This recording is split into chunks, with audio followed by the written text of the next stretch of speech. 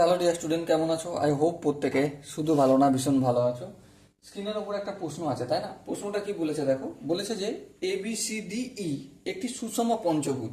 মানে এই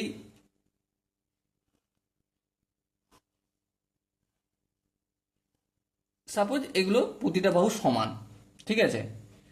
তো এবারে এ বি সি সাপোজ এখানটায় হবে ডি আর ই, সুষম পঞ্চভুজ মানে সবগুলো বাহু সমান, ঠিক আছে?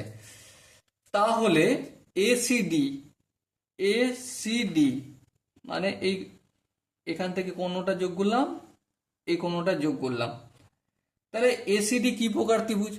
ডেফিনেটলি এখান থেকে এসি যা দূরত্ব হবে এডিরও তাই দূরত্ব হবে। তার মানে এসি ইকুয়াল টু এডি যদি হয়, তাহলে কি হবে? সমদ্বিবাহু ত্রিভুজ হবে। তাহলে কি ত্রিভুজ হবে?